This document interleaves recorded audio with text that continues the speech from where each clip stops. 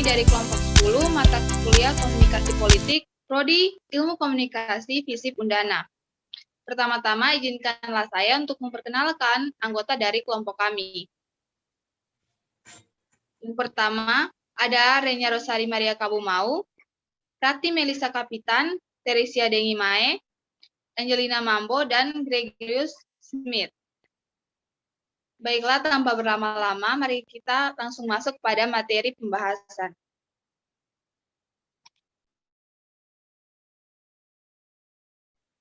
Baik, terima kasih kepada moderator. Saya akan menjelaskan mengenai pengertian pemilu dan juga asas-asas pemilu. Pengertian pemilu. Pemilihan umum adalah suatu proses untuk memilih orang-orang yang akan menduduki kursi pemerintahan. Pemilihan umum ini diadakan untuk mewujudkan negara yang demokrasi, di mana para pemimpinnya dipilih berdasarkan suara mayoritas terbanyak. Selanjutnya, asas-asas pemilu. Asas yang pertama adalah asas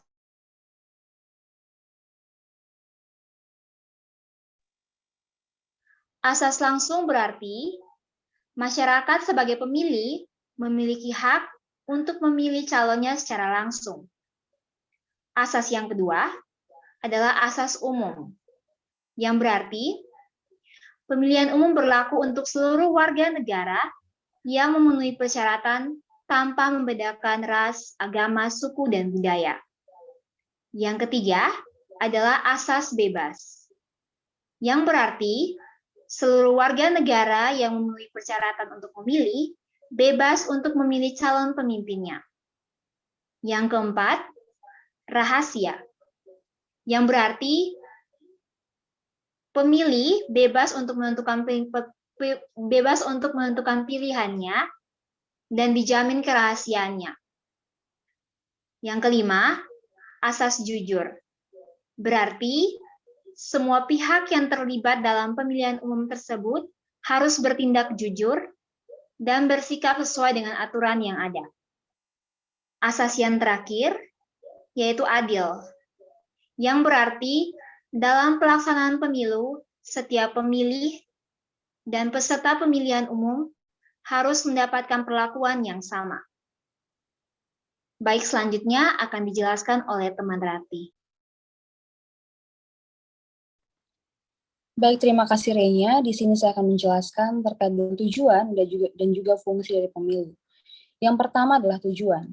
Pemilihan umum menurut Prihatmoko pada tahun 2003 mengatakan bahwa pemilu dalam pelaksanaannya memiliki 3 tujuan. Yang pertama adalah sebagai mekanisme untuk menyeleksi para pemimpin pemerintahan dan juga alternatif kebijakan umum atau public policy. Yang kedua adalah pemilu sebagai pemindahan konflik kepentingan dari masyarakat kepada badan-badan perwakilan rakyat melalui wakil-wakil yang terpilih atau partai yang memenangkan kursi, sehingga integrasi masyarakat tetap terjamin.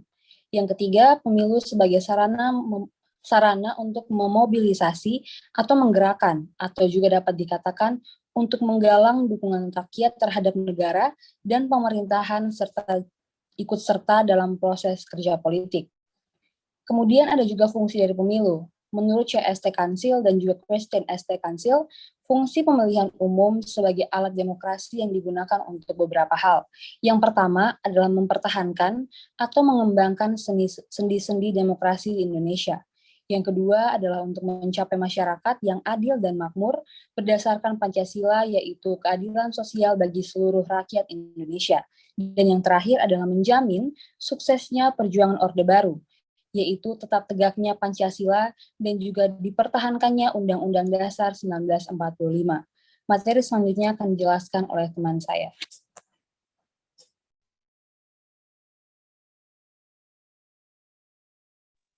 Baik, terima kasih.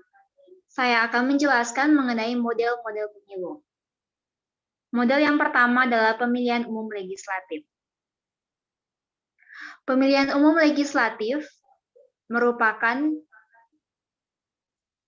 pemilihan umum anggota Dewan Perwakilan Rakyat, Dewan Perwakilan Daerah, serta Dewan Perwakilan Rakyat Daerah yang nantinya akan bertugas menjadi anggota legislatif Pemilihan umum legislatif diadakan 5 tahun sekali. Model yang kedua adalah pemilihan umum presiden dan wakil presiden. Pemilu wakil presiden dan wakil presiden adalah sarana pelaksanaan kedaulatan rakyat dalam Negara Kesatuan Republik Indonesia yang berdasarkan pada Pancasila dan Undang-Undang Dasar 1945 untuk memilih presiden dan wakil presiden. Model pemilu yang ketiga adalah pemilihan umum kepala daerah. Mulai bulan Juni tahun 2005, kepala daerah dan wakil kepala daerah, baik gubernur atau wakil gubernur, bupati atau wakil bupati, wali kota atau wakil wali kota, dipilih secara langsung oleh rakyat. Pemilihan kepala daerah dan wakil kepala daerah secara eksplisit dan ketentuan-ketentuannya akan tercantum dalam peraturan daerah. Dan pemilihan serta asas-asas yang digunakan dalam menyelenggarakan pilkada tersebut. Baik, selanjutnya saya serahkan kepada teman Tere. Oke, baik, terima kasih. Di sini saya akan melanjutkan mengenai pemilihan umum raya modal partai politik. Dewasa ini sangat jarang menemukan partai politik untuk menentukan calon yang akan diusung untuk menjadi calon presiden melalui sistem pemilihan secara langsung yang sering kita temui, yaitu ketua partai politik atau asas putusan ketua partai politik tersebut. Namun, ada salah satu partai politik yang masih menggunakan sistem pemilihan secara langsung oleh kader-kader partai politik tersebut, yaitu Partai Kesejahteraan Sosial yang bernama Pemilihan Umum Raya atau PIMRA. Melalui PIMRA, calon dari luar partai pun bisa ikut jika memang parpol yang bersangkutan membuka peluang itu. Dengan demikian, keinginan mereka non-parpol bisa menjadi capres, terpenuhi dan tetap sesuai dengan konstitusi. Pemira PKS diikuti oleh kader yang memiliki kartu anggota, bukan sekedar pendukung atau partisipan. Dalam pemilihan, setiap pemilih suara harus memilih 5 dari 22 tokoh PKS yang dicalonkan, bukan memilih satu nama seperti pemilihan biasa. Karena itu, pemenang PIMRA ini juga bukan satu. Panitia nanti akan mengambil 5 kandidat. Kelima nama ini kemudian diserahkan ke majelis syaro untuk dipilih satu orang yang bakal diusung. Yang menetapkan siapa yang menjadi capres adalah majelis syuro. Seharusnya semua partai politik bisa menentukan sistem pemilihan umum raya ini. Karena itu dengan sistem ini setiap capres yang nantinya diusung setiap partai politik itu adalah seorang yang menang benar-benar pantas dan sudah teruji karena sudah melalui beberapa tahapan yang objektif untuk maju dalam pemilihan presiden.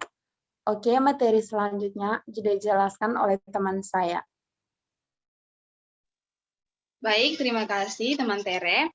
Di sini saya akan menjelaskan tentang teori partisipasi pemilih. Partisipasi politik merupakan suatu masalah penting dan banyak dipelajari, terutama dalam hubungannya dengan negara-negara berkembang. Pada awalnya, studi mengenai partisipasi politik hanya memfokuskan diri pada partai politik sebagai pelaku utama.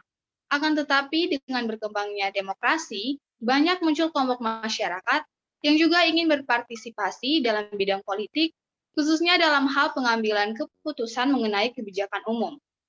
Secara umum, dapat dikatakan bahwa partisipasi politik adalah kegiatan seseorang atau kelompok orang untuk ikut secara aktif dalam kehidupan politik.